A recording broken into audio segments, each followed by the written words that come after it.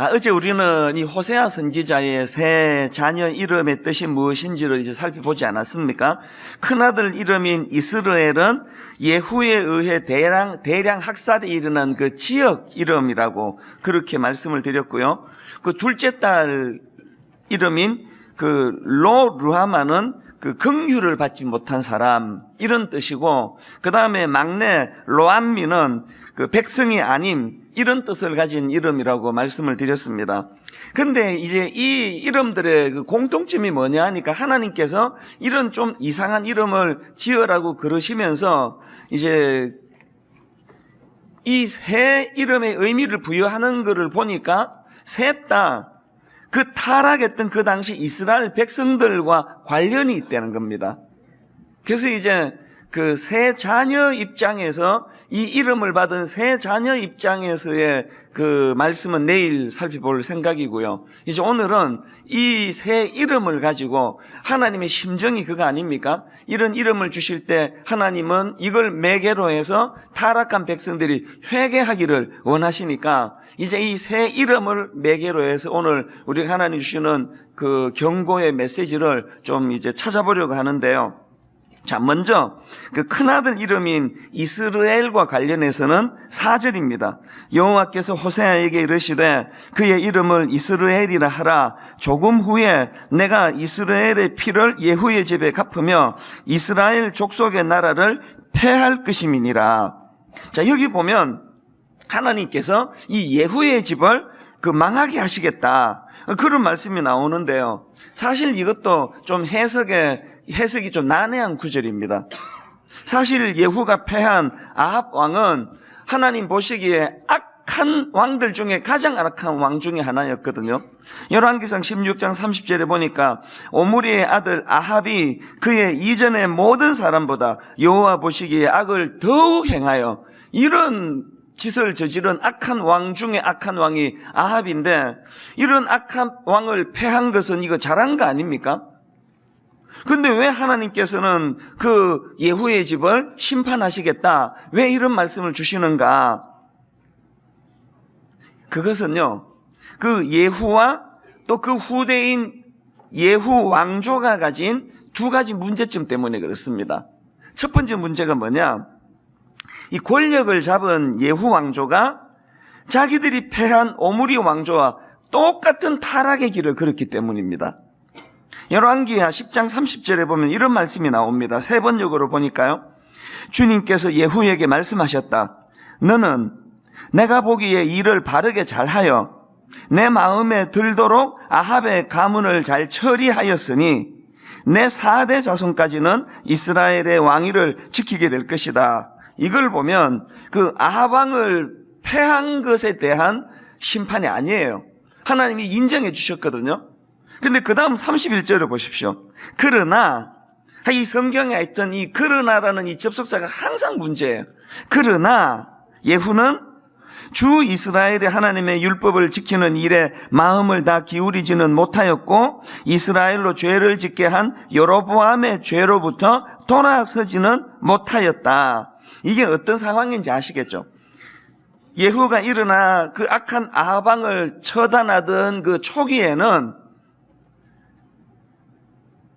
바알 신당을 전멸시키고 그 아합 왕 일당들이 저질렀던 그 하나님 보시기에 참 부끄러운 것들을 그거 다 전멸시키는 계획을 단행했는데, 근데 시간이 지나면서 자기들이 패한 오므리 왕조와 똑같은 길을 답습하며 걸어갔던 게 이게 예후 왕조가 가진 치명적인 문제점이라는 거예요.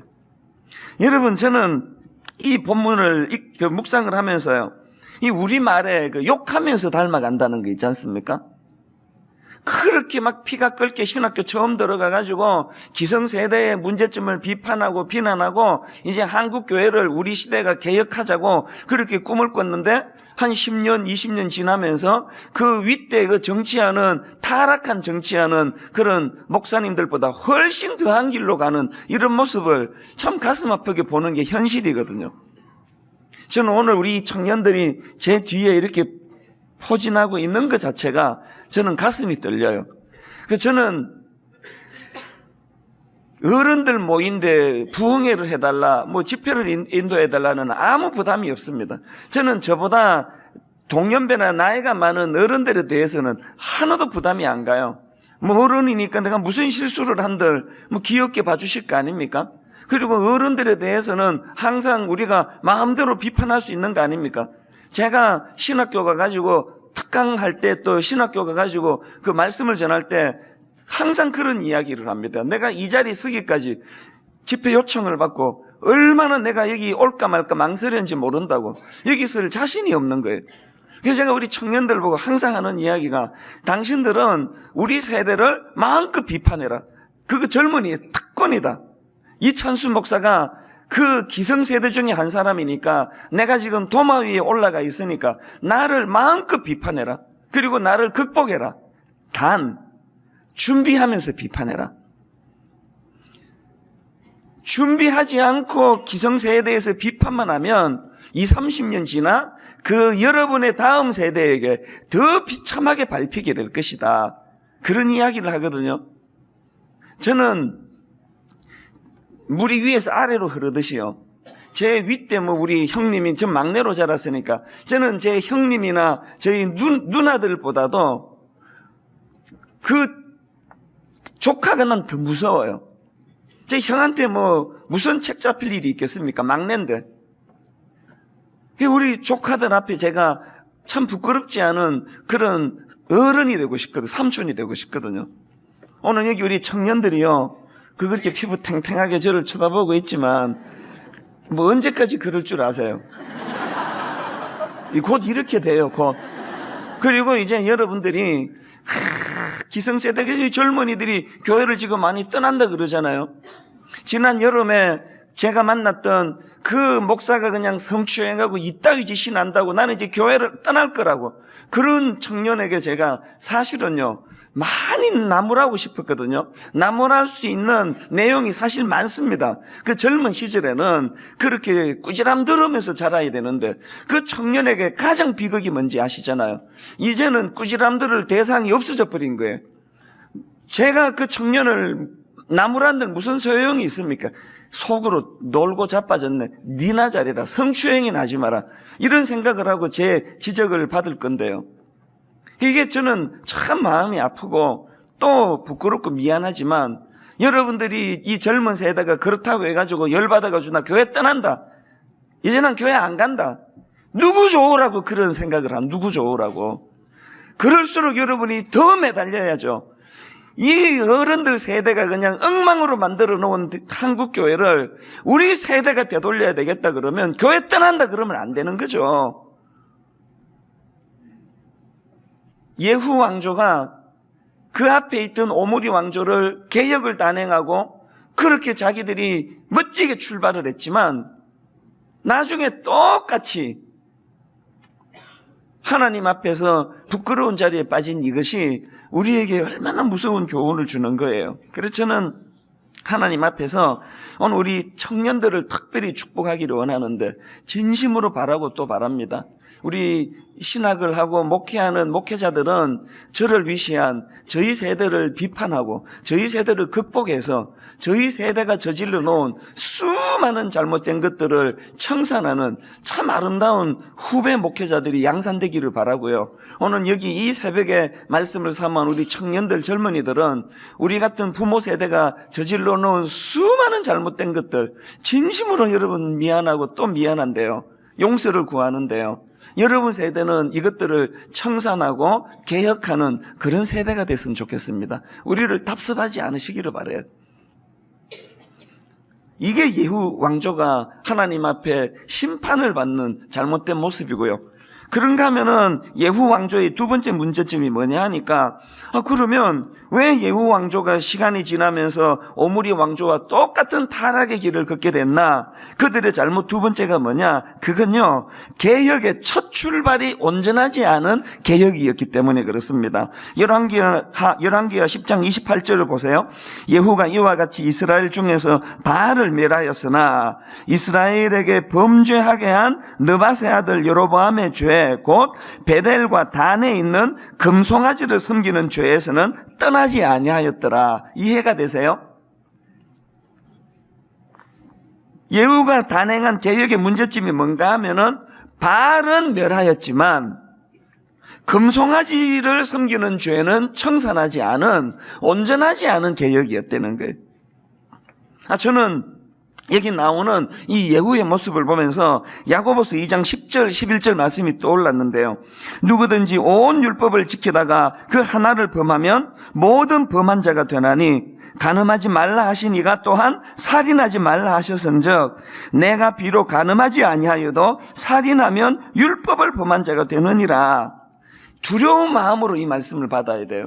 예후 왕조는 자기들이 단행한 바알을 멸하는 그 개혁을 자랑하고 자부했겠지만 하나님의 관점으로는 이거는 멸하면서 저거는 내버려두는 온전하지 못한 개혁, 이게 실패를 예고하는 개혁이라는 거예요. 여러분, 우리가 비록 간음하는 죄를 짓지는 않는다 하더라도, 그래서 간음하는 사람들을 막 엄청나게 손가락질하고 비난하지만 전혀 우리가 인식하지 못하는 또 다른 어떤 죄의 자리에 머물고 있다면 하나님의 관점으로는 그 사람이나 똑같다는 거예요. 이게 오늘 본문이 우리에게 주는 무서운 교훈이에요. 전에 한번 고백한 적이 있는데요.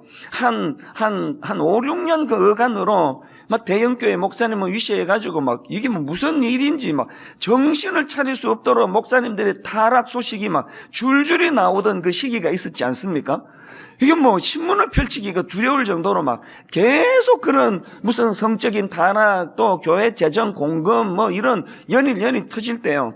그 즈음에 저도 막 그런 목사님들 비난을 많이 했습니다. 무슨 목사가 저런 짓을 하느냐고 막 욕을 많이 했는데요. 그러고 한참 욕을 하고 있다가 어느 순간부터 제가 더 이상 욕을 안 하기 시작했습니다. 안 한 건 아니고 이제 조금만 하기 시작했습니다. 그 어느 순간이 어느 계기인지 아십니까?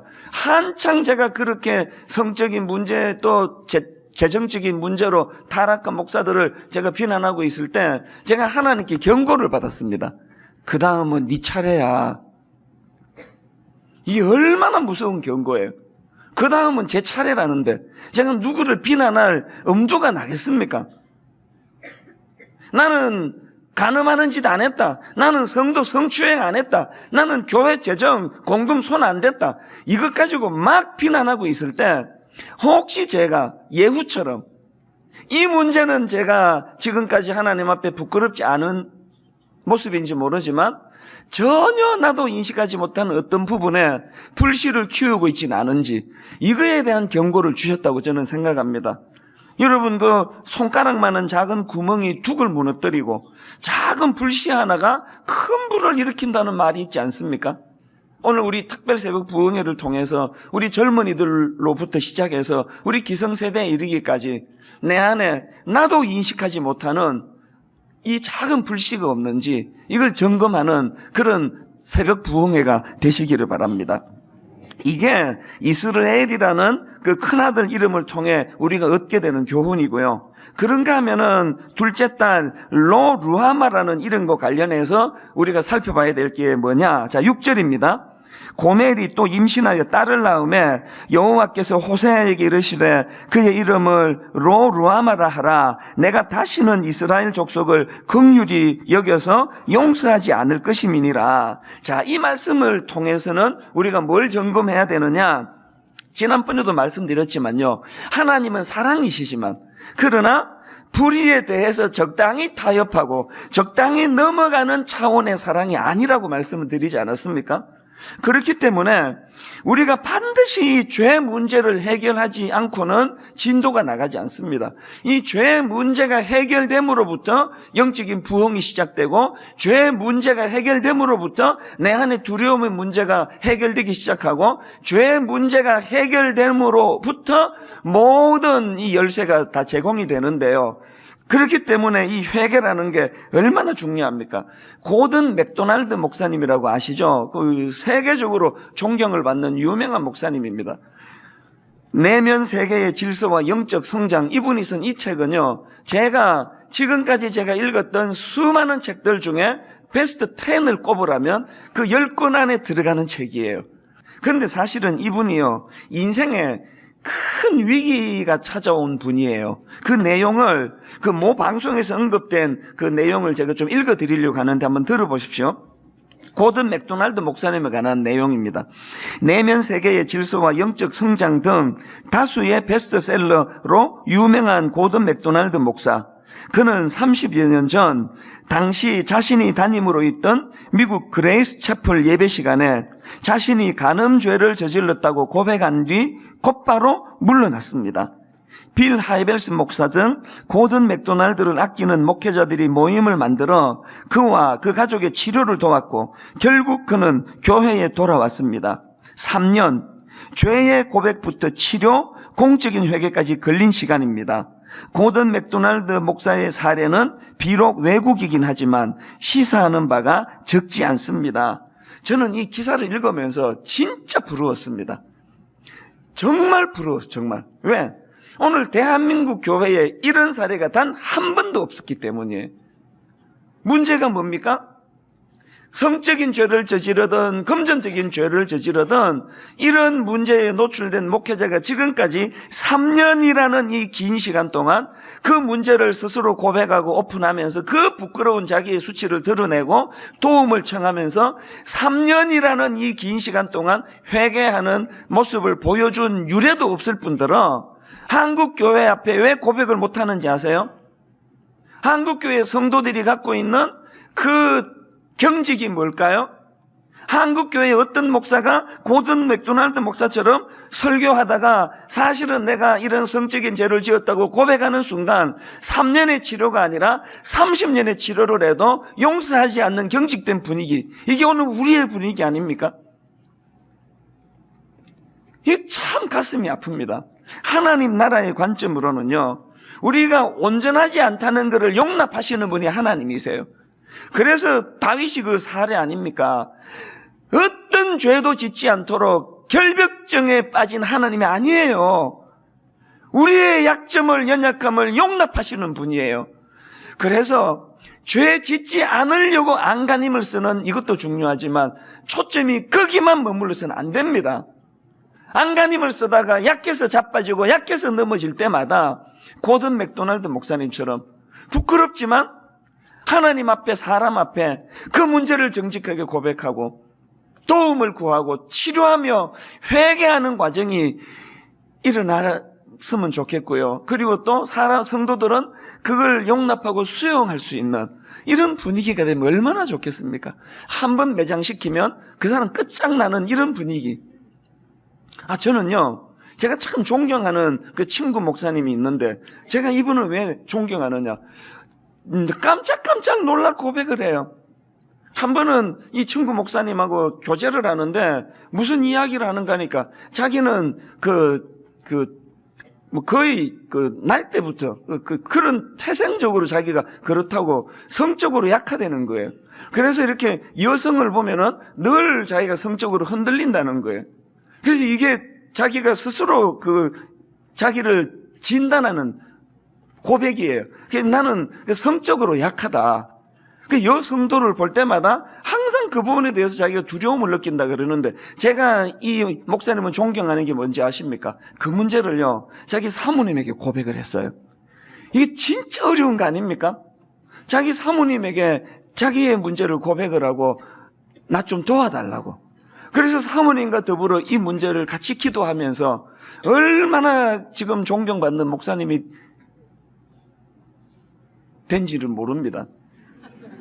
되고 있는지 모릅니다. 이런 모습이 부럽지 않으세요?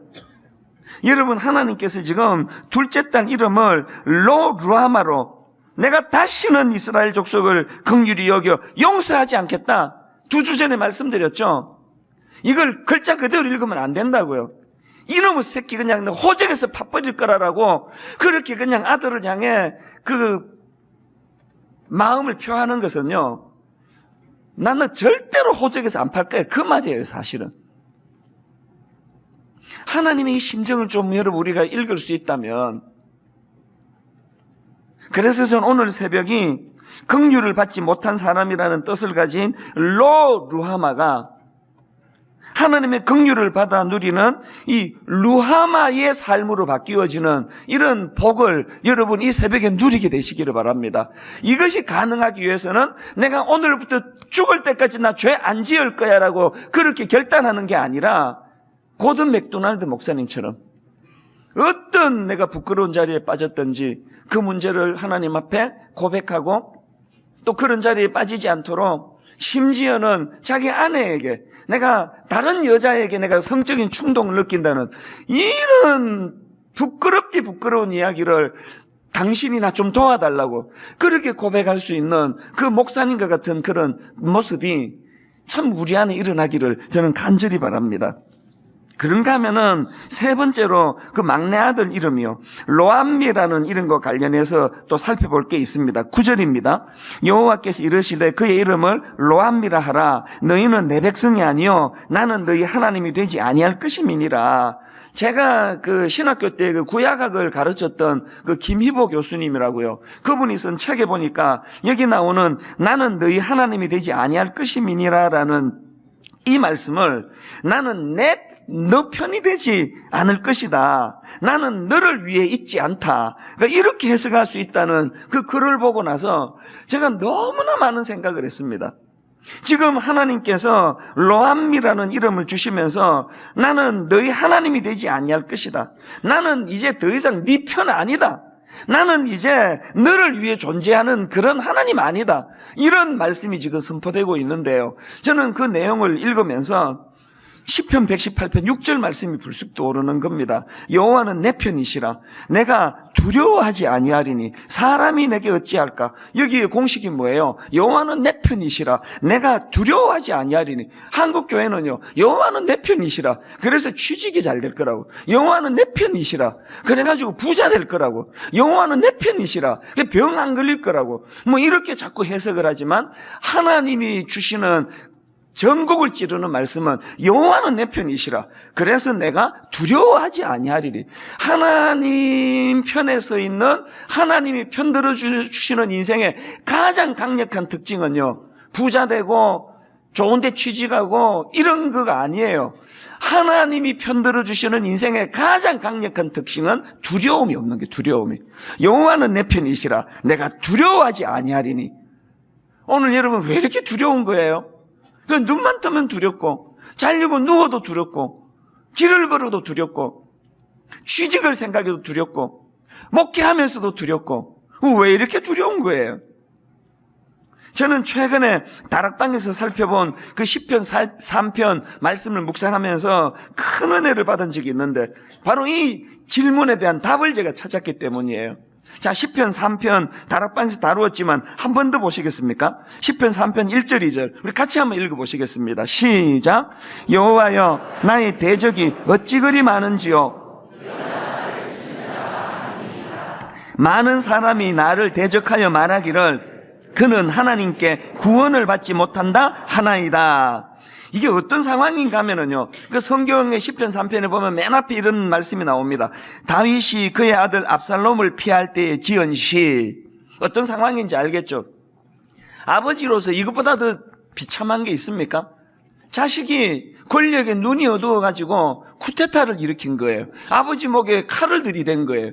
그래서 절망적인 상황에서 비참한 마음으로 목숨 건지겠다고 지금 이제 왕궁을 떠나 도망가고 있는 상황입니다.